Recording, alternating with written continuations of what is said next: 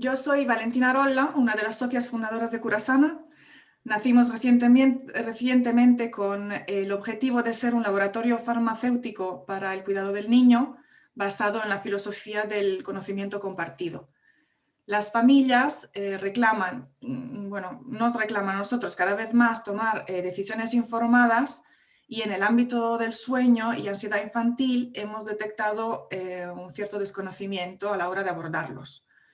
Por eso, entre otras iniciativas, con las familias organizamos periódicamente estos webinars de formación médica sobre el sueño, esperando que os puedan ser de apoyo en vuestro trabajo diario.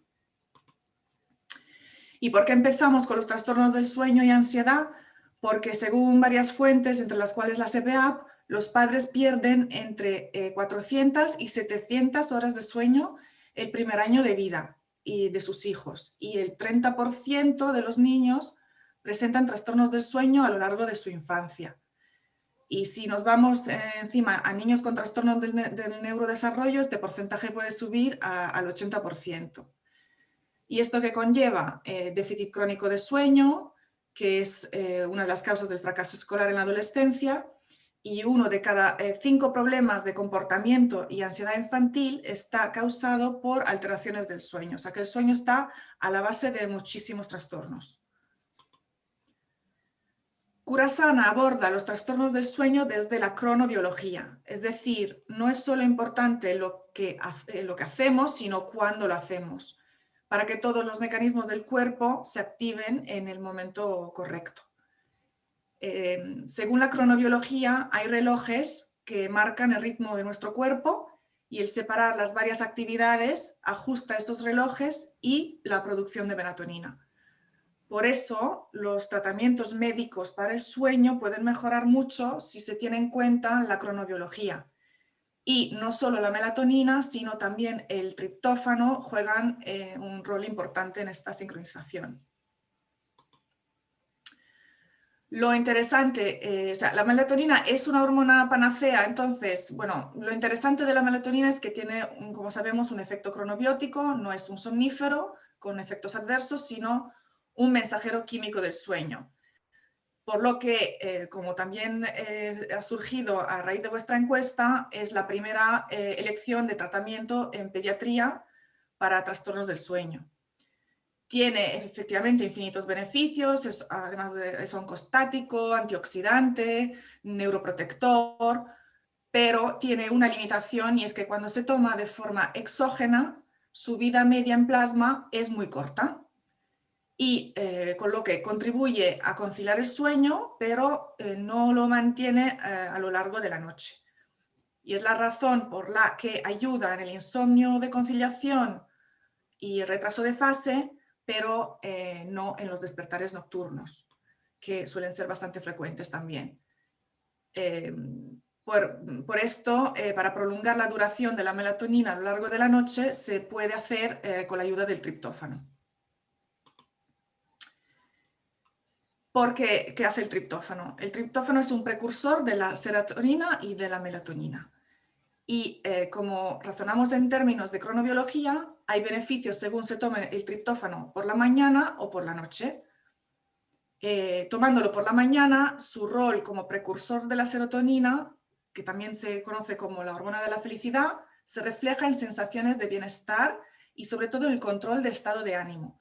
O sea que regula la agresividad, obviamente regula la secreción de melatonina, mejora la concentración, regula el apetito.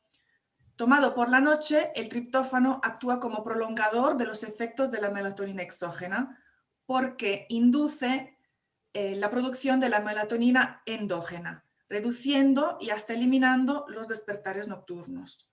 Y esto genera un círculo virtuoso a lo largo de las 24 horas que favorece el bienestar del niño durante el día y el sueño del niño durante la noche. La doctora de Santos, de todas formas, explicará más a fondo el mecanismo de acción de este aminoácido. Y entonces, desde Curasana reflejamos estos mecanismos cronobiológicos en la formulación de nuestra línea de sueño y ansiedad.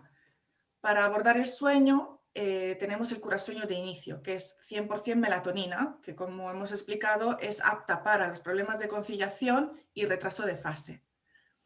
Para los despertares nocturnos tenemos el curasueño de mantenimiento. Lleva melatonina, obviamente, y hemos conseguido incorporar mayores cantidades de triptófano que la media de otros productos para optimizar sus efectos. Ambos productos están desarrollados eliminando por completo la interferencia de excipientes como el azúcar, el gluten y alérgenos en general que puedan afectar su eficacia. Y su presentación es en spray para dar la posibilidad de personalizar las dosis y tomarlo directamente en la boca sin contaminación de agentes externos y sin que se oxide la melatonina. Ambos productos vienen en envases de 60 mililitros que, según nuestra experiencia, cubre un tratamiento mínimo completo de 4 semanas. E incluso en dosis altas, con lo que resulta más económico para las familias. Y luego para los trastornos de ansiedad tenemos el Curánimo, que es triptófano 100%, buco dispersable, con muy buen sabor a chuche de limón y pensado para las mañanas de los niños con problemas de ansiedad. Y combinado con el curasueño de mantenimiento por la noche, activa ese círculo virtuoso del que hablé antes de triptófano, serotonina y melatonina, completando el ciclo de abordaje 24 horas del sueño y de la ansiedad. Si queréis más información, podéis contactar con Esther Rodríguez, nuestra excelente visitadora médica de la zona de Madrid, pero bueno, aunque no seáis de Madrid, va a repartir vuestros contactos y vuestras preguntas con sus compañeros. O si no, nos podéis escribir directamente al correo de la oficina. Y ahora os dejo con la doctora de Santos, neuropediatra del Instituto del Niño y Adolescente del Hospital Clínico San Carlos de Madrid. Y muchas gracias por vuestra atención. Bueno, buenos días, buenas tardes a los que entráis de tarde. ¿Se ve bien? Sí. Vale. Pues bueno, como decía, primero sobre todo agradecer a todos los que estáis al otro lado conectados, que es una hora que no es la mejor para vernos, pero realmente yo creo que es, bueno, a mí me produce mucha alegría poder conectarme con atención primaria, porque es verdad que es una pena que solo a veces no pues podamos hablar por las partes de interconsulta y no poder debatir un poquito más de los pacientes. Hoy el tema que vamos a hablar yo creo que es un tema que nos une mucho, que es el de los problemas de sueño o de los trastornos de sueño o de la patología del sueño, que es un poco todo ese espectro donde nos movemos. Siempre los padres creen que esto es pues una enfermedad o una patología y muchas veces sabemos que es simplemente un problema, muchas veces pues de higiene de sueño o de manejo del sueño. Y bueno, pues yo creo que es un tema que es frecuente en la consulta y es frecuente también en nuestras consultas. Así que nada, el índice que he preparado un poco, pues lo he dividido como en distintos bloques, ¿no? de información. Por un lado, ver un poco cómo estamos formados los médicos y los padres en sueño, las clasificaciones y los trastornos más frecuentes del sueño. Hablaré un poquito de la cronobiología y del ciclo ultradiano del sueño y ya para entrar un poco pues, en los motivos de consulta, las herramientas que podemos ofrecer a los pacientes y las intervenciones terapéuticas que podemos ofrecer. Si hablamos de la formación pediátrica que tienen los médicos en sueño, pues es poca, ¿no? Está muy reportado, ¿no? la falta o la escasa información que tienen los estudiantes del grado de medicina y también la escasa formación en patología del sueño durante el proceso de formación de la residencia en pediatría. De forma que los pediatras ya consolidados o los neuropediatras en activo pues han generado grupos de trabajo que son muy activos y que están ayudando mucho pues a saber manejar y a ir conociendo un poco todo el espectro de situaciones clínicas. La SEPEAP, la EP de atención primaria, la Sociedad Española de Neurología Pediátrica pues tienen en sus webs pues formación y grupos de trabajo muy activos en la patología del sueño infantil. También comentaré 2 de los artículos publicados por Anales de Pediatría por estos grupos de trabajo, que son 2 documentos de consenso, realmente es hasta donde hemos llegado en el manejo del insomnio en niños y en adolescentes, y también del uso de la melatonina para tratar los niños y adolescentes con dificultad para iniciar el sueño. Saber que desde el año 2011 disponemos de una guía de práctica clínica para los trastornos de sueño en atención primaria, pero que es verdad que ya creemos que es un momento, pues quizá de renovarla, ¿no? La CPAP dice que... ¿Me escucháis bien? Vale, Vale. Se os oye los... Perdón, por tenemos los micrófonos abiertos. Tenemos los micrófonos abiertos, por favor, cerrad los micrófonos. El motivo de consulta, según CPAP, del trastorno de sueño, el % de las consultas de atención primaria, luego es un motivo de consulta frecuente y hay, bueno, pues mucho debate, ¿no?, en la investigación de lo que es patología de sueño y no. Entonces, en cuanto a los padres, hablamos de los médicos, pero ¿qué les pasa a los padres? Pues que tampoco tienen mucha formación en la preparación prenatal de lo que supone ser padre y de lo que supone, pues, cuidar a un niño que no sabe expresarse más que llorando, ¿no? Entonces las actuaciones van a ir orientadas a que el niño duerma, que duerma seguido durante la noche, que duerma cuando duermen los padres y que si se despierta pueda volver a dormir. Eso es lo que generalmente los padres... ¿Y hay algún problema? ¿Hay algún problema? No, creo que es una interferencia. Ah, vale. ¿Me oís bien? Sí. ¿Se me oye bien? Sí, Teresa. Vale. Vale, perdón. Entonces, bueno, pues un poco eso es lo que ellos llaman dormir la noche del tirón, ¿no? Y entonces cuando esto ocurre, pues son padres felices que descansan, que pueden dormir también ellos toda la noche y dicen pues que los niños duermen como angelitos. Cuando el angelito que duerme deja de dormir, pues el niño es un niño irritable, es un niño que llora, es un niño que no duerme y que no concilia la continuación del sueño, y realmente pues es un poco el niño problema, ¿no? El niño que no duerme y que no deja dormir y que todos están muy cansados. A veces el niño no está mal y el niño no tiene un problema médico, pero claro, esto trasciende a la familia. Y en estos chiquitines la verdad que es un motivo frecuente de consulta, de por qué un niño aparentemente que lo tiene todo, pues no puede dormir. Y aquí os quiero mostrar pues, un artículo que es del año 99, que también está firmado por uno de los popes de los trastornos de sueño, que es Gonzalo Pin.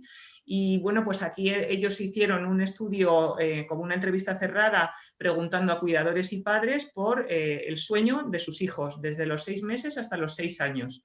Y recogen datos de cuántos niños se despiertan a lo largo de la noche de los 6 meses a los 6 años, que muestra esta gráfica, y fijaos que en el primer año pues casi por encima del 50% se despiertan, o sea, muchos niños se despiertan por la noche, sin que sea patológico.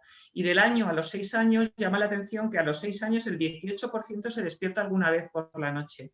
Cuando pasamos del alguna vez al cuántas veces, pues vemos que es verdad que lo más frecuente es que los niños entre 1 y 6 años se despierten entre 1 y 3 veces y que es claramente infrecuente que se despierten muchas veces a lo largo de la noche. Claro, aquí está cogido todo el grupo desde el año hasta los 6 años. Lógicamente a los 6 años serán muchos menos los que se despierten muchas veces.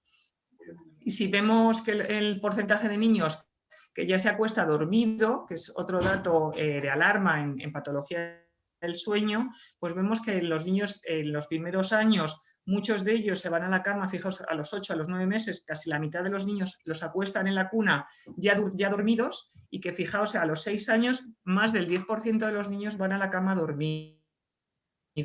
Realmente lo que se recomienda es que el niño vaya con sueño, pero no dormido, ni tampoco muy despierto. Luego, un poco esto nos hace ver que realmente hay mucha patología del sueño, ¿no? Sino situaciones que se empiezan a hacer difíciles de manejar, pues porque ¿qué es dormir bien, no? Pues dormir bien es horas y de la manera que al día siguiente pues realmente los niños tengan una capacidad para poder estar activos, no tener problemas de conducta y poder desempeñar su actividad diaria. Y eso pues es importante para los niños y lógicamente también para los que los cuidan, ¿no? Para los padres fundamentalmente. Si echamos así un golpe de vista a los trastornos de sueño y vigilia que se producen o que están recogidos por el DSM-5, pues la verdad que asusta un poco, ¿no? Porque vemos que hay muchas situaciones que generan problemas en el ciclo vigilia-sueño.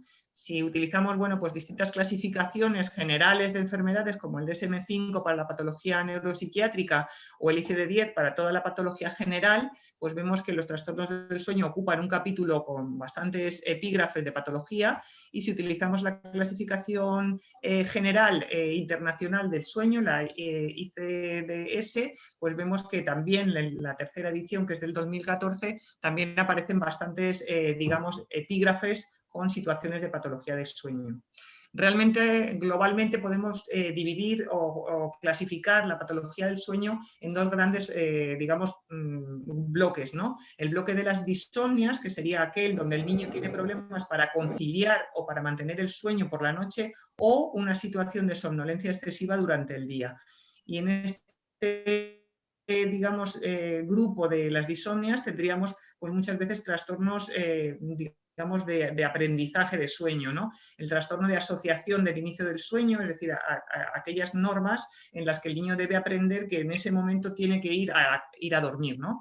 El trastorno de sueño por falta de fijación de límites, que este es, vamos, muy frecuente, el niño que pide un cuento y luego otro cuento y luego un beso y luego me das un abrazo y luego me traes agua, y es una manera de tener, pues, al padre, digamos, capturado para que no salga de su habitación.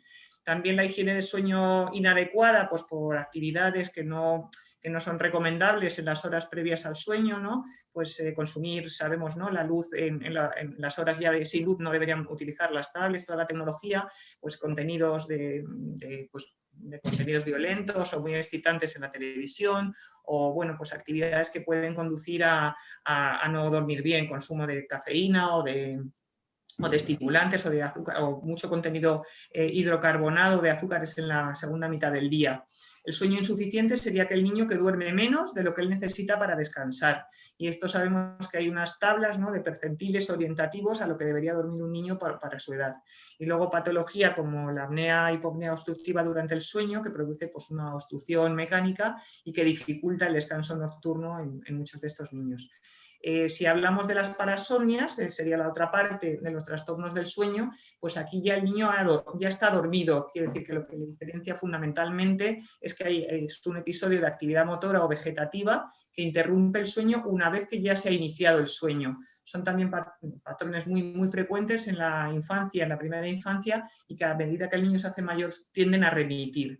Dentro de ellos hablaremos de las parasomnias no REM, que se llaman también, pues, los trastornos del arousal, del despertar, y tendríamos aquí el despertar confusional, los terrores nocturnos muy frecuentes y el sonambulismo. Solo comentar, pues, que la diferencia fundamental entre el despertar confusional y el terror nocturno es que ambos se dan en el sueño no REM, pero el despertar confusional no suele tener componente vegetativo, a diferencia del terror nocturno, donde el niño, pues, está agitado, con una cara desencajada, pues, con mucho movimiento, no está despierto, no reconoce, pero tiene mucho componente vegetativo, con sudoración, taquicardia, midiasis. Sin embargo, en el despertar confusional esto no es tan frecuente.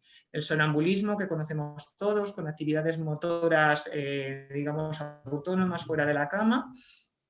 Y dentro de las parasomnias ya de la fase REM del sueño tendríamos las pesadillas, que se dan, pues, en soñaciones en esa fase del sueño REM, donde hay movimientos oculares rápidos, pero hay atonía muscular y hay parálisis muscular y el cuerpo no se mueve, y entonces la pesadilla no hay agitación motora y sí hay luego recuerdo de esas ensoñaciones. Sin embargo, en el trastorno de conducta del sueño REM, lo que le caracteriza es justo que hay movimiento, cuando no debería haberlo, ¿no?, en esa fase del sueño. Y la parálisis del sueño, que sería un poco lo contrario, el paciente que se despierta en REM y durante unos minutos puede estar como paralizado, no se puede mover. Y ya un poco en el otros, pues hablaríamos sobre todo de enuresis nocturna y del síndrome de piernas inquietas, que no me voy a detener, pero que tiene unas características muy diferenciales un poco con lo que ocurre en el adulto, y que muchas veces creemos que probablemente lo tengamos infradiagnosticado, ¿no? Y que se confunde a veces, pues, con dolores del crecimiento, o que el niño no sabe expresar bien esos síntomas de las piernas inquietas. Y aquí un poco a colección de lo que decía del sueño insuficiente, pues tenemos las tablas que podemos manejar, que están publicadas en Pediatrics desde el año 2003, pues para ver un poco a medida que el niño se hace mayor, cómo el sueño a lo largo de todo el día va disminuyendo. Si midiéramos el sueño nocturno, pues también va cayendo a medida que el niño se hace más grande. En esta gráfica simplemente pues una gráfica que se ve como más visual, ¿no? Digamos la media de las horas que debe dormir para las distintas edades y los límites de percentiles extremos por debajo y por encima. Luego hay niños que pueden dormir o adultos que pueden dormir por debajo de sus percentiles y ser sanos, pero bueno, en esa pregunta que tantas veces nos hacen los padres, pues tener un poco una referencia de lo que consideramos pues la media o los percentiles, digamos, aceptables. Y ya entrando un poco en el mundo de la cronobiología, pues saber que, bueno, que tenemos un ciclo circadiano y esto quiere decir, o así se reconoce como un ciclo que se repite entre 20 y 28 horas. El ciclo circadiano de vigilia-sueño está ajustado para 24 horas y eso no es por casualidad, sino por el patrón de rotación de la Tierra, que tiene un periodo de rotación que dura 23 horas y 56 minutos. Esto pues creemos que a medida, desde el punto de vista, digamos, de los ancestros, de la antropología, pues esa existencia de la noche y el día generó, pues la presencia de la luz, pues generó un poco esa actividad de actividad día, actividad noche, actividad vigil y actividad descanso. También sabemos que además de los circadianos de las 24 horas, podemos tener ciclos por debajo de las 20 horas, que serían los ultradianos, como ocurre con muchas, digamos, hormonas y también con el propio sueño, ¿no? que tenemos esos distintos fases de sueño a lo largo del sueño, y los ciclos infradianos que tienen por encima de 28 horas, y aquí el más típico pues sería el ciclo menstrual o los ciclos de hibernación, de cría, las migraciones, y también el sueño está visto, ¿no? Pues que no es igual dormir en verano que dormir en invierno. Digamos, las estaciones con más horas de luz o con menos horas de luz también pueden modificar el patrón de secreción de melatonina. Y bueno, decimos que el sueño pues, es algo que ocurre en todas las especies animales y sabemos, ¿no? que dormir es necesario para vivir, pero no todos dormimos igual. Entonces lo que acabo de mostrar sería la gráfica que nos sirve para el ser humano, pero aquí quería comentar solo por curiosidad, ¿no? Pues que hay animales que duermen muy pocas horas y que tienen ciclos con vigilias muy cortas y al revés, con vigilias muy largas y sueños muy cortos, como sería pues, la jirafa o el caballo o el elefante. Sin embargo, pues tendremos animales con lo contrario, ¿no? Pues aquí la zarigüeya, por ejemplo, pues que tiene ciclos muy amplios con más de 20 horas de sueño. Otros duermen durante el día y trabajan, digamos, tienen actividad durante la noche. Y también, pues como curiosidad, hay animales que nunca están ni despiertos ni dormidos en todo su cerebro, de forma que duerme medio cerebro y el otro medio cerebro está en activo, ¿no? O sea, que tienen vigilia-sueño durante los ciclos circadianos. Los vencejos, que son aves que pueden volar y dormir, y los delfines, pues serían un ejemplo de este tipo de hemisueño, ¿no? Y bueno, pues comentando un poco el tema de la cronobiología, pues la cronobiología es una ciencia moderna que surge pues, en los años 40, pero que es verdad que el cronos, el tiempo, un poco el dios del tiempo, pues existe desde la época de los griegos, ¿no? Y bueno, pues ha ido un poco trascendiendo en la historia del ser humano. Y en los años 40, pues Frank Halber es un poco el pionero que pone en marcha el concepto de ciclo circadiano, de reloj biológico y bueno, pues a partir de ahí monta el primer laboratorio de cronobiología en la Universidad de Minnesota en los años 40 y esto pues ha ido evolucionando y bueno, pues solo pues comentaros que dentro de nuestro país pues tenemos varios laboratorios de cronobiología, pero bueno, pues mencionar el de José Antonio Madrid, que está en la Universidad de Murcia y que realmente pues hacen muchos proyectos de investigación. Y fijaos si es importante la cronobiología en la etapa moderna, que realmente ha sido merecedora de un Nobel, ¿no? En el año 2017, pues el Nobel a Neurofisiología y Medicina se lo llevaron estos tres investigadores, pues por sus descubrimientos en los mecanismos moleculares que controlan los ritmos circadianos, ¿no? Ha sido pues, muy importante su trabajo para saber cómo sincroniza el reloj biológico interno con las diferentes fases del día e identificar pues, los mecanismos moleculares que intervienen en este proceso. Y bueno, pues el sueño seguimos viendo o pensando a veces que es un misterio, no sabemos, ¿no? Se pensaba que dormíamos para descansar y ahora sabemos que dormimos pues para vivir, ¿no? Que ocurren muchos procesos de aprendizaje, de regeneración, de inmunomodulación, realmente que hay actividades cerebrales que solo ocurren en sueño y que esa red por defecto que está funcionando en sueño, pues cuando no funciona bien, pues tenemos trastornos de desarrollo, trastornos de conducta.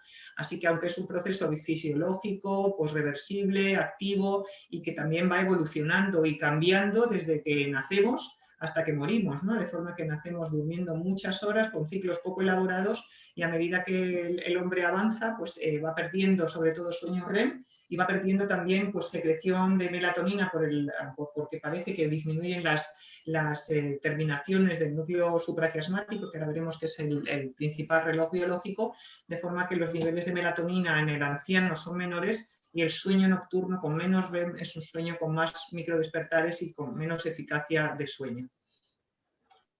Y la regulación del sueño, como digo, pues está regulada por dos sistemas que son diferentes pero superpuestos, uno necesita del otro. El sistema circadiano, del que acabo de un poquito comentar, que determina la organización del sueño y la vigilia en ciclos de 24 horas, y el sistema de homeostasis sueño-vigilia, que es un mecanismo difícil de explicar pero fácil de comprender en un poco que a medida que uno pasa el día pues va generando esa sensación de cansancio, de sueño que vas almacenando y que lo vemos muy claro si pensamos en el hambre o en la sed, ¿no? Que llega un momento que tienes mucho hambre y llega un momento que tienes mucho sueño. Y eso se produce porque hay bueno, pues unas señales endógenas y exógenas que nos van a ayudar a regular ese ciclo circadiano y va a generar esa sensación de sueño. Dentro de los somnógenos más importantes pues tenemos la adenosina, que va aumentando a lo largo del día y que disminuye cuando entramos en sueño. En el caso del sistema circadiano, pues estaría pues, ese ciclo de temperatura corporal, los ciclos de hormonas como melatonina y cortisol y luego la regulación también de temperatura y de presión sanguínea. El sistema circadiano a su vez también está un poco regulado por ese ciclo ultradiano del sueño, que estaría dividido en ese sueño no REM y sueño REM, y que también es importante un poco en las características de estos sueños, ¿no? Porque vemos que muchas de las alteraciones de las parasomnias se van a dar pues, justo en estas fases de sueño. El sueño lo dividimos en un sueño no REM, a su vez está compuesto por tres fases, la fase 1, fase 2 y fase 3. La 1 sería esa transición de vigilia a sueño, adormecimiento, ese limbo entre dejar de estar despierto y empezar a estar dormido. Es muy poquito, es muy corta esta fase y ocupa solo el 5% del sueño. Se pierde el ritmo alfa y se entra en un ritmo más lento, más tranquilo, que es el ritmo teta. Y de ahí se pasaría pues, a la siguiente fase, que es la fase 2, donde va a seguir disminuyendo frecuencia cardíaca, frecuencia respiratoria, aparecen elementos típicos que son el complejo K y los usos de sueño, que son trazados típicos de que sabemos viendo el electro que el paciente ya ha entrado en sueño y supone un 50% del trazado. En el sueño profundo se considera sueño ligero también igual que la fase 1. Y pasaremos al sueño profundo o fase 3, donde la respiración también es lenta y rítmica, con disminución de frecuencia cardíaca, y aparece característicamente este patrón de ondas lentas, la que llamamos ondas delta, y aquí vemos pues, lo que he comentado hace un poquito de esas parasomnias del sueño no REM, los terrores nocturnos, los despertares confusionales, el sonambulismo, va a suponer aproximadamente el 20% del sueño. Y finalmente entraremos en la fase de movimientos oculares rápidos, o sueño REM, también llamado, ¿no? Donde aparece mucha actividad cerebral, de forma que es un trazado muy parecido al trazado de la vigilia. Hay alteraciones en la respiración y en la frecuencia cardíaca y es donde se generan los sueños y las pesadillas. Y que esta fase REM es la que acabo de comentar, que se va perdiendo a medida que el individuo se hace mayor. Nacemos en los primeros meses, tenemos casi más del 50% del sueño es sueño REM, y a medida que el sueño, la edad avanza, pues va perdiendo esa cantidad de REM, de forma que tendremos en el adulto un 20 o un 25%. La representación del sueño la haremos a través de los hipnogramas, que es una representación gráfica donde vamos viendo los tiempos que está el paciente en las distintas fases del sueño. Desde la fase de despierto, vamos a pasar fundamentalmente a la fase del sueño superficial, al sueño profundo, aparecen distintos cambios del nivel de profundidad del sueño hasta que llega un momento que el paciente se despierta. Fijaos cuántos despertares, microdespertares hay a lo largo de la noche. Lo que pasa es que, digamos, el niño que regula bien, el adulto debe regular esos microdespertares o ahora usar para seguir dormido. Aquí en este sombreado más intenso se recogería la fase de sueño REM, que veis que a medida que avanza la noche también va aumentando el porcentaje de REM para el ciclo. Entonces, bueno, pues estos son hipnogramas que hacemos en las unidades de sueño, en las polisomnografías de sueño. El ciclo de sueño en la infancia, que comprendría pues la suma de la fase no REM más la REM, sería de aproximadamente 40 minutos frente a los 90-110 minutos del adulto. Y entrando un poquito en la parte anatómica que regula pues, la secreción de melatonina y el ciclo vigilia-sueño, pues solo recordaos que la glándula pineal es una glándula pues, muy chiquitita, pero muy importante, ¿no? Se llama así por la forma que recuerda un poco la forma de una piña, un pequeñito, fijaos, 8 por 4 milímetros y 0,1-0,2 gramos de peso, que está localizada pues, por encima del mesencéfalo, de la lámina cuadrigémina del mesencéfalo y por debajo del rodete del cuerpo calloso, y que es una glándula que siendo tan pequeña pues está formada fundamentalmente por unas células llamadas pinealocitos, dentro de los cuales se va a llevar adelante la síntesis de la melatonina partiendo del triptófano que consumimos de la dieta y que tenemos en sangre periférica.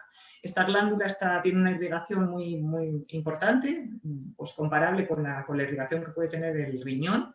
Está cubierta por pía madre, pero no tiene barrera hematoencefálica. Y esto permite pues, que la secreción de la melatonina desde el pinealocito directamente a la sangre.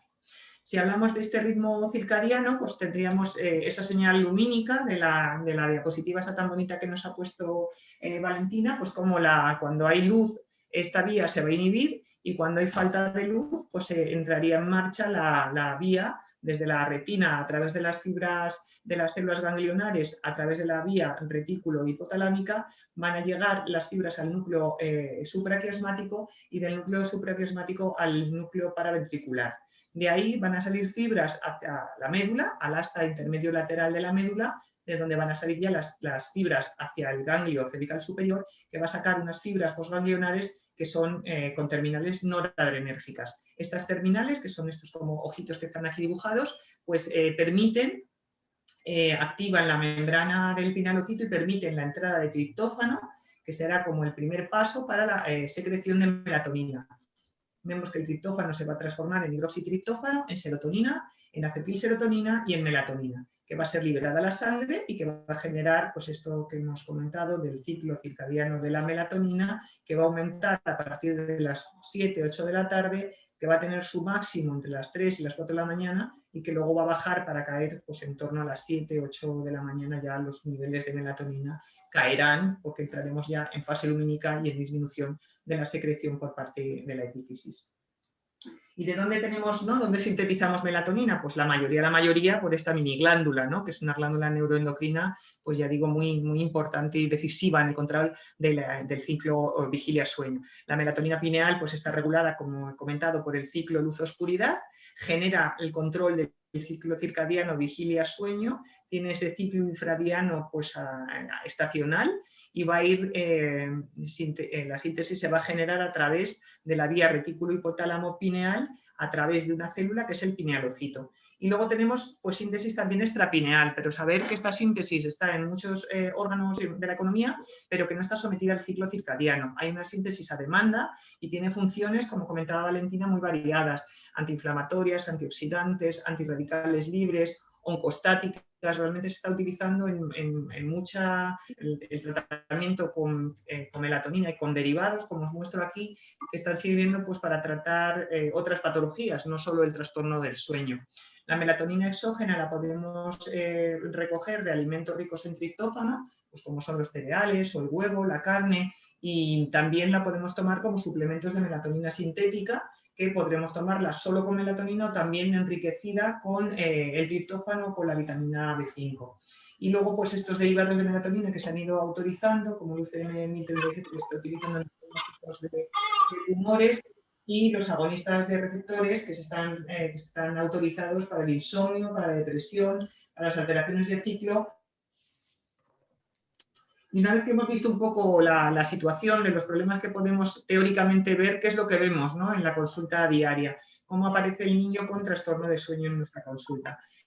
Es verdad que es muy importante el papel del pediatra en la atención primaria para educar a los padres, para evaluar el sueño de los pacientes y para ver si hay un problema, poder iniciar un tratamiento de forma precoz.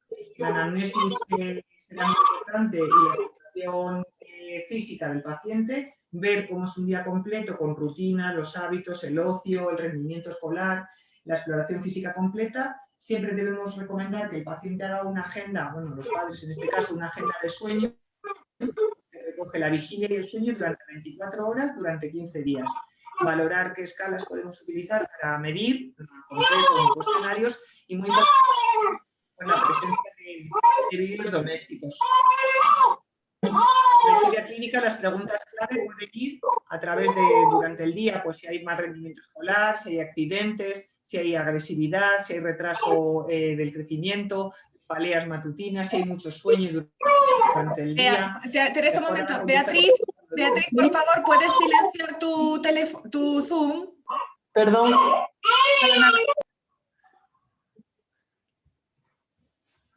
Me parecía escuchar un bebé, pero no estaba segura si era una interferencia de estas de ruido. Un bebé. Vale, pues nada, seguimos, así nos espabilamos un poco.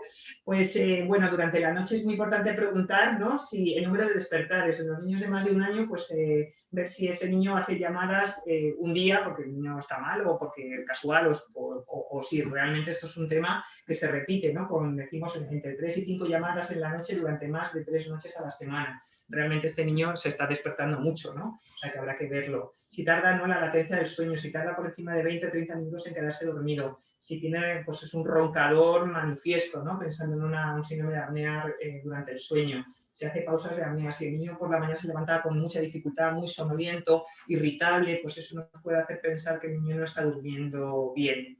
Y bueno, ¿qué medidas debemos recomendar, ¿no?, como revisar que podemos utilizar en casa, ¿no?, como medidas ambientales y medidas de educación para ir a dormir? Las medidas ambientales sería como tener el ambiente perfecto para que el niño pueda descansar. Pues las asociaciones adecuadas, ¿no?, de la hora de ir a dormir, un poco las rutinas, las rituales de sueño, el uso de una cama que sea confortable, con un ambiente con poca luz, la temperatura adecuada, un ambiente poco estimulante. Muchos niños se van con la luz para dormir, 24 muñequitos en la cama, en fin, que hacen un poco una rutina que puede funcionar, pero que a veces no es lo más recomendable.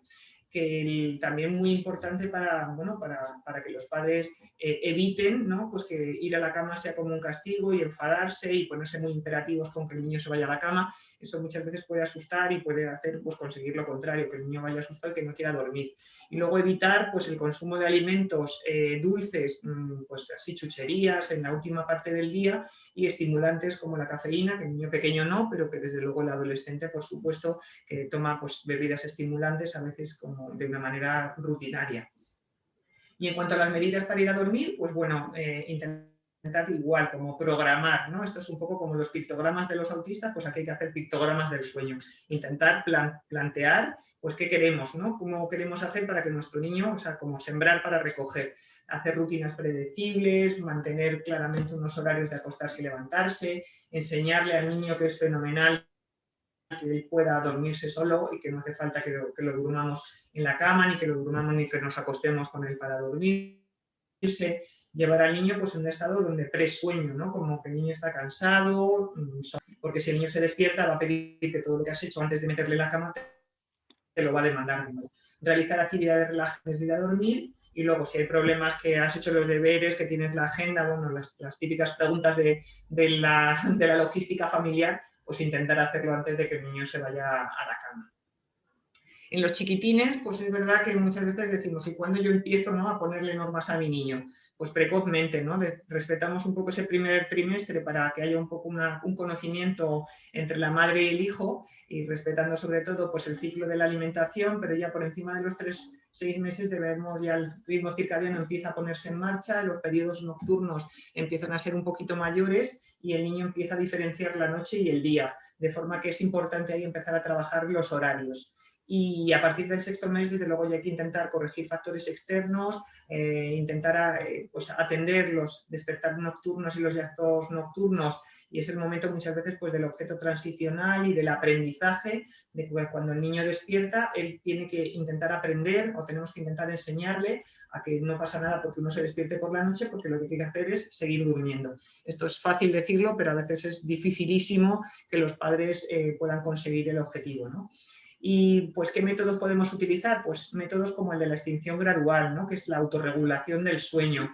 Va a facilitar identificar la ayuda que necesita el niño y lo vamos a hacer de una manera progresiva, pasando de la fase 1 a la fase 6, dando un periodo de 2 o 3 minutos antes para calmarle, antes de intentar cambiar a la siguiente fase. Decir que, como vemos aquí, pues fijaos, de la fase 1, que es mirar al niño, hablarle, hacer un contacto suave, pasar un poco pues, a llevar al niño pues, a un recogimiento corporal, llevándole pues, un poquito a esa posición fetal, que muchas veces es la que cogemos muchos de nosotros para dormir, y ya la fase 5 y 6 realmente ya serían pues, las últimas fases de extinción, ¿no? Sería cogerle, mecerle, ofrecerle el chupete, el biberón. Y la verdad que cuando uno pregunta en la consulta, la mayoría de los padres empieza en la fase 5 o en la fase 6. Luego nos estamos saltando todas estas posibilidades, ¿no? Entonces es verdad que decimos que en el recién nacido deberíamos, claro, pasaremos a la fase 3, porque no va a contactar con nosotros ni va a entender que le hablemos, pero desde luego cuando el niño ya tiene por encima de 3 o 4 meses, deberíamos intentar en todos aprender desde la fase 1. La agenda de sueño es otra herramienta que nos puede ayudar mucho a la hora de que a nosotros y a los propios padres ver cómo duerme su niño y cuántas veces se despierta y qué ocurre, cómo tú reaccionas ante ese despertar. Aquí pues el grupo de Gonzalo Pinco recomiendan agendas de sueño para los adolescentes, para el niño mayor, donde también incorporemos la actividad física y la actividad tecnológica. Cuántas horas y a qué hora utiliza el niño el deporte y cuántas horas y a qué hora pues utiliza el niño la tecnología luminosa, ¿no? Las tablets, el ordenador, el teléfono, que es bastante frecuente. Y luego en la valoración de la agenda de sueño, pues valorar un poco como signos de alarma, tanto en positivo como en negativo, pues latencias altas, la regularidad en el inicio y en la continuación del sueño, que el niño eche siestas por la tarde, en las últimas horas de la tarde, o que las siestas sean muy largas, pues eso muchas veces va a ser contraproducente para luego conciliar por la noche. También valorar la vigilia intrasueño de menos de 60 minutos y la presencia de muchos despertares durante muchos días y durante muchas semanas. Todos esos serán datos de alarma en el problema de sueño. Y bueno, pues en la consulta de atención primaria, pues cuando una familia nos cuenta un poco la problemática, vamos a diferenciar fundamentalmente por edades, por debajo de los 2 años y por encima de los 2 años. En los menores de 2 años podemos utilizar, bueno, hay muchas herramientas, yo aquí pongo las que recomiendan el grupo de la SPA, el BISQ, y si el niño no tiene eso alterado, pues seguiremos un poco con el seguimiento de educación en sueño, y si sí lo tiene alterado, pues aplicaremos, ¿no?, las recomendaciones o del grupo de consenso del grupo de trabajo o de la guía de práctica clínica. En los niños de más de 2 años hasta los 18 utilizaremos el cuestionario BEARS. Si tiene alguna respuesta positiva, pues seguiremos en la evolución. Y si no tiene respuestas positivas, y si sí las tiene, pues pasaremos a pasar la escala de sueño de Bruni. Aquí os muestro pues, estas escalas que están en el manual, en el monográfico de pediatría integral, tenéis estas y muchas más, pues la escala BICS, la escala BEARS y la escala de Bruni. En la escala de Bruni veréis que son un porcentaje de preguntas, se mide los problemas de mantenimiento y de inicio del sueño, problemas respiratorios, desórdenes del arousal. Con todo eso pues haremos un bloque y decimos que globalmente hablaremos de un trastorno global del sueño cuando superan los 39 puntos. Son escalas que, sobre todo la de Bruni, la utilizamos mucho como para ver cuando un niño va mal, pues y en qué zonas tienen más empeoramiento de sueño. En la web de la EPAP pues tenemos todas las escalas que se pueden descargar y las podéis recuperar. Y luego pues comentar en el artículo de consenso para el niño que tiene problemas de inicio del sueño, pues cómo lo diferenciamos entre el niño y el adolescente y en que tenga o no tenga sintomatología de retraso de fase de sueño. Siempre si no hay retraso de sueño, pues aplicar las terapias higiénicas, un poco normas de educación de sueño, alguna terapia cognitivo-conductual. Si hay mejoría, pues hacer seguimiento. Si no hay mejoría, se puede añadir pauta con melatonina, esperar un mes, reevaluar y ver si no Si no mejora, pues valorar un poco la situación pues, para remitir al especialista viendo si hay otro problema que no sea solamente pues, un problema de educación de sueño. Cuando hay un síndrome de retraso de fase, pues reevaluaremos con agenda libre de sueño, no poniendo, digamos, horario de despertar. Aplicaremos medidas también de terapia lumínica y medidas educativas. Se puede añadir también melatonina y revisaremos igualmente más o menos al mes de tratamiento. En cuanto al consenso, lo que dice el consenso en las recomendaciones es que estaría recomendada la melatonina en el insomnio de los niños entre 1 y 3 miligramos, que suelen aplicarse pues, una hora antes de la habitual en la que el niño se va a dormir y, a ser posible, siempre a la misma hora. La duración sería pues eso, alrededor de un mes de tratamiento, pero realmente son decisiones del grupo de consenso. En el síndrome de retraso de fase pues sería un poco igual, un niño con síndrome de retraso de fase con el objetivo de que, igual que en el niño que tiene un insomnio de inicio sería disminuir la latencia, pues aquí sería adelantar la segregación, ¿no? La síntesis de melatonina para inducir el sueño más tempranamente. La dosificación también iría hasta los 3 miligramos y se iría adelantando según el punto de inicio de la secreción de melatonina, que se llama así, DMLO. Entonces hay niños que con una hora es suficiente y hay chavales que tenemos que irnos mucho más atrás, sobre todo en los adolescentes, a veces nos tenemos que ir pues, a dar la melatonina entre 4 y 6 horas antes del sueño. En el síndrome de piernas inquietas, la verdad que no está reconocido, no hay una indicación formal del tratamiento con melatonina. En el insomnio de mantenimiento, la verdad que también se ha dicho que la melatonina se podría utilizar, melatoninas de acción prolongada, para prolongar ese efecto de la inducción del sueño, o melatoninas pues con triptófano añadido. En el caso del adolescente sería más o menos la misma ruta, pero con dosis un poquito mayores de melatonina y en el síndrome de retraso de fase, pues como decía, a veces adelantando mucho la pauta de melatonina, hasta 4 o 6 horas, viendo dónde está el punto de la secreción de melatonina. Las recomendaciones también del uso irían entre 1 y 5 miligramos para el insomnio de inicio. En el retraso de fase también entre 1 y 5 miligramos, antes decíamos que era entre 1 y 3, aquí podemos subir hasta 5, y en las piernas inquietas también es un nivel de evidencia D y no está claro que sea la indicación, sería un poco pues por efecto, por decisión del médico que vea al paciente. En el insomnio de mantenimiento pues podría utilizarse también, como en el niño, la acción prolongada o la melatonina con triptófano. Aquí pues representar esa melatonina exógena que, como digo, la daremos entre 1 hora antes de que el niño se acueste y a veces varias horas atrás, dependiendo de dónde empieza un poco la secreción de melatonina, dónde empieza. Aquí empieza el sueño y es paralelo con el aumento de la melatonina. Administrando la melatonina exógena intentaremos adelantar el DLMO y reducir el retraso de fase, que es lo que es el objetivo.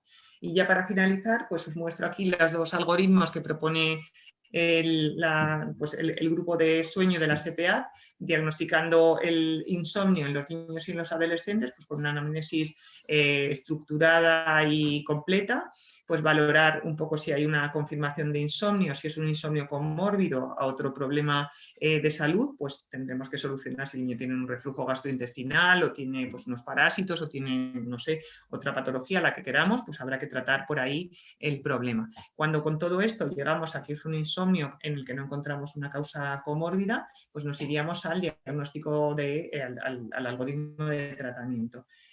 Como es un insomnio, hemos dicho, no comórbido, pues igual que hemos dicho antes, las medidas de higiene de sueño, tratamiento conductual, diario de sueño. Aquí recomienda la actigrafía. Si tú tienes un actígrafo, pues fenomenal, vas a poder ver los periodos de sueño que tiene el niño. Si no hay mejoría, haríamos un cambio de tratamiento conductual y repetir igual el diario sueño, y si no hay mejoría, pues se podría añadir el tratamiento farmacológico. Entre el tratamiento farmacológico, pues podríamos utilizar la fitoterapia con valerianas, tilas, todo este, digamos, conjunto de fármacos como relajantes. Podríamos utilizar melatonina con o sin triptófano, o podríamos utilizar antihistamínicos de primera generación, y en muchos menos casos podríamos utilizar benzodiazepinas, que sí que interfieren en la estructura del sueño y en general intentamos no utilizarlas. Y bueno, pues esto es un poco de prisa para ajustarme al tiempo. Os dejo también la bibliografía, os animo a que reviséis esta monografía, que la verdad que es muy completa y relativamente actual, del año 2018, y bueno, pues las páginas de las distintas sociedades y los 2 documentos de consenso, y luego, bueno, pues la verdad que hay muchas cosas para poder leer. Y bueno, pues ahora pues os pido nada que podamos pues debatir o preguntar o ver qué podemos comentar, ¿vale? Muchas gracias. Muchas gracias, Teresa. Yo tengo una pregunta con la que me he encontrado a veces, porque a nosotros nos escriben las familias directamente también, y es niños que ya tienen una edad, o sea, no una edad, pero han pasado esa fase, ¿no? De los 0 3 meses o 6 meses y tal, tienen ya arraigadas ciertos hábitos del sueño o asociaciones, y los padres quieren ya, porque ya no llevan igual 1 año y medio sin dormir, quieren que duerman, pero no quieren que llore el niño. Claro. Entonces, ¿cómo le dices? Bueno, no pasa nada, es la manera para el niño de comunicarse, tal, sin que te vean como un poco una talibana del llanto, ¿no? Hombre, ahí yo creo que lo importante es que muchas veces los papás pues tienen que aprender a identificar el lenguaje de sus hijos, y en el lactante el lenguaje casi siempre es el llanto. Entonces yo creo que lo que a un padre le tiene que preocupar, o sea, como padre, ¿no?, de que a su niño le pase algo, sería un sueño pues por dolor, por disconfort, pero realmente el llanto del lactante que llora por la noche es un llanto de reclamo. Entonces eso realmente, la preocupación se cambia en incomodidad, ¿no? Porque realmente lo que preocupa a los padres, también les preocupa que tú les digas que eso pues, es un problema de salud, ¿no? Pero una vez que tú eres capaz, que eso es lo difícil, ser capaz de transmitir que eso no es una patología del niño, sino una situación del niño que ellos están teniendo pues que, bueno, que convivir, ¿no? Como el asmático que tose por la noche, pues este por la noche no tose, sino que llora y reclama, y en ese reclamo pues hay que intentar entender el lenguaje de ese niño. Y como ese lenguaje no se entiende, pues se hacen conductas que no son las correctas. Entonces, la verdad que todos los, digamos, psicólogos y gente, bueno, pues un poco que está en el proceso de la educación del sueño, lo que recomiendan es justo eso, que el niño tiene que aprender a dormirse solo. Y dormirse solo, si tú le enseñas a no hacerlo, es muy difícil. Yo muchas veces, es verdad que en la consulta un poco lo que tú de alguna manera dices a los padres es que esto es una cuestión de negociar cuál va a ser el plan. Si su plan es que usted trabaja mañana por la mañana, que está usted muy cansado y que no puede compartir el cuidado de ese niño por la noche, pues igual el niño tiene que hacer colecho con usted, o usted se tiene que dormir en la cama con él, porque es lo que usted le ha enseñado a su hijo. Y a partir del momento donde usted se plantee que va a haber guerra, pues como cuando decides que le quites el chupete o que el niño se va... O sea, va a haber un momento, claro, de trance, y eso tienes que aceptarlo, porque si no el niño solo va a reclamar lo que tú le has enseñado. Si tú le has enseñado que él llora y tú le coges en brazos, pues cuando le quitas de tus brazos, él llora porque sabe que en el llanto la respuesta va a ser que te cogen en brazos. Entonces eso es muy difícil, mucho más difícil cuando el niño tiene, pues no sé, 20 meses, porque claro, ese ya tiene otras herramientas, no solamente las del llanto, ¿no? Y entraríamos pues en todo ese trastorno, ¿no?, de límites del sueño, que eso es, bueno, el pan nuestro de cada día, muy, muy, muy frecuente y a veces muy difícil de manejar, porque hay otro hermano que se despierta, porque el día siguiente hay que trabajar, porque el niño al día siguiente está pues cansado, está irritable. Entonces ahí es verdad que yo muchas veces propongo la melatonina como ayuda a esas primeras etapas tan difíciles ¿no?, de conseguir el cambio, pero que te sirva un poco como de pistón para tú poner en marcha. O sea, si tú no eres capaz de poner en marcha el programa de extinción o el programa de educación de tu hijo, yo creo que va a dar igual, vamos, que probablemente fracases en el proceso hasta que el niño sea mayor y sea capaz de entender que se duerme como se pone los zapatos o como comes con cuchillo y tenedor. Sí. Hay otra pregunta, gracias por la sesión. ¿La melatonina exógena reduce la secreción natural de la propia? ¿Hay evidencia? No. Vamos, yo por lo menos yo no estoy en un laboratorio de cronobiología, pero desde luego la información científica dice que no reduce, o sea que eso modula, es como, bueno, tú tomas hormona tiroidea y no dejas al tiroides sin segregar hormona tiroidea. Realmente no sé cuánto porcentaje de lo exógeno llega a bloquear. Yo creo que no es un sistema como la vía hipotálamo hipofisaria, ¿no? Realmente lo que dicen los artículos es que no se modifica la concentración de la melatonina. Esta medida, ¿no?, porque hay estudios que se mide la melatonina en sangre o el líquido cefalorraquídeo o incluso en saliva. Entonces yo creo que en esos estudios es donde ven, ¿no?, pues cómo están tus niveles y realmente lo que dicen...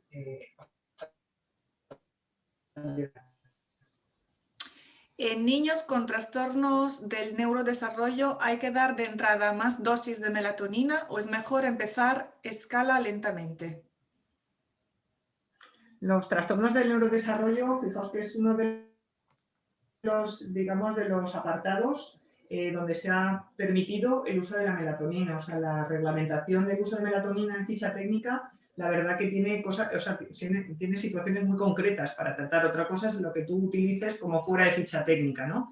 Pero en los trastornos del neurodesarrollo, la verdad que tampoco sabría decir por qué, porque es como asumir que tu epífisis no está funcionando suficientemente, pero se manejan dosis muy altas. O sea, hay artículos hace muchos años, hubo un boom de tratamiento de los niños con parálisis cerebral y les daban dosis brutales, 200 miligramos, 300 miligramos, dosis muy altas. Y hay artículos, un poco de tratamientos con dosis, megadosis, y que realmente parece que tampoco ven efectos perjudiciales. Entonces, realmente lo que no sé es el argumento por el cual en un síndrome de Rett es necesario, en vez de dar 5, dar 325. Pero lo que está claro es que las dosis altas, de 5 miligramos, de 10 miligramos, sí que son utilizadas con beneficio del sueño cuando no se ha conseguido beneficio con 2. Pero siempre, desde luego, no hay que empezar con la dosis tope. Yo, desde luego, a lo mejor no empiezas con 4 gotas, pero igual empezar con 1 miligramo, 2, 5, 10, o sea que hasta 15, bueno, más o menos son las dosis que se manejan. ¿A partir de qué edad se puede dar melatonina con triptófano para los despertares nocturnos?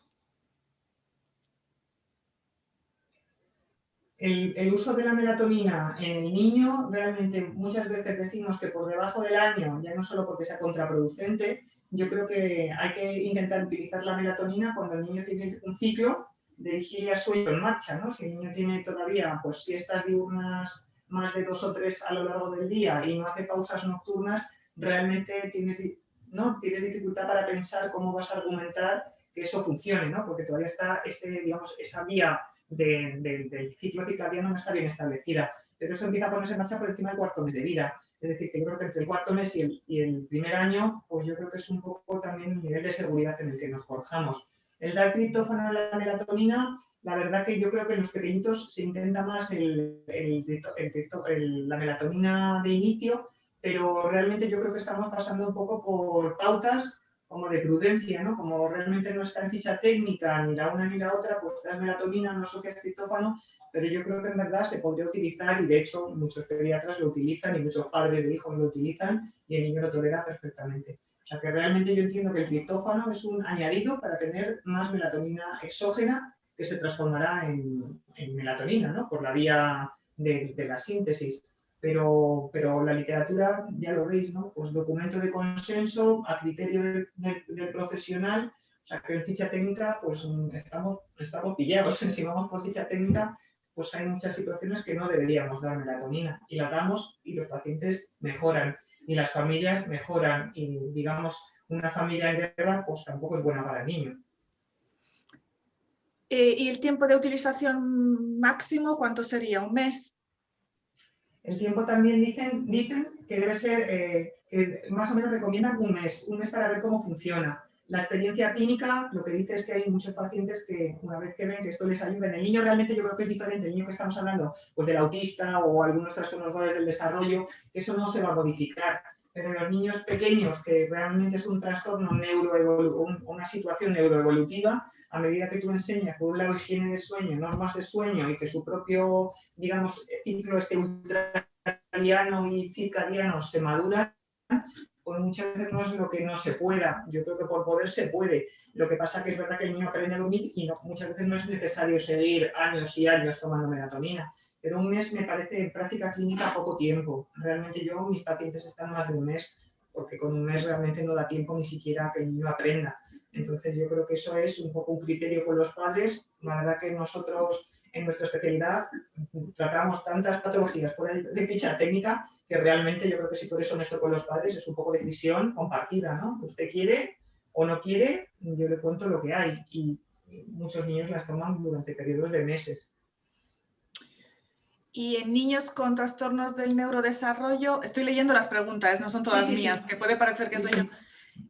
Se puede dar de forma continuada, o sea, el niño entiendo que aquí es que el niño con trastorno del neurodesarrollo, como lo tiene más crónico como patología, si lo puede tomar de forma continuada o si hay que hacer periodos de descanso.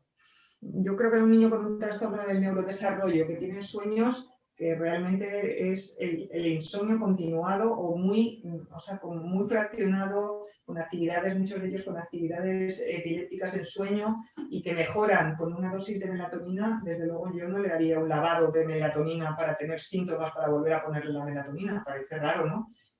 Quiero decir que el tratamiento, pues como en el abuelito que necesita melatonina y tú le pones melatonina y el abuelito duerme mejor y tú se la dejas puesta. Porque realmente ya digo que no hay estudios, o por lo menos yo no conozco estudios donde se diga por qué, o sea, la etiología del motivo por el que el trastorno del desarrollo tiene un sueño tan dificultoso en muchos, porque verdaderamente son problemas muy serios de no descanso nocturno.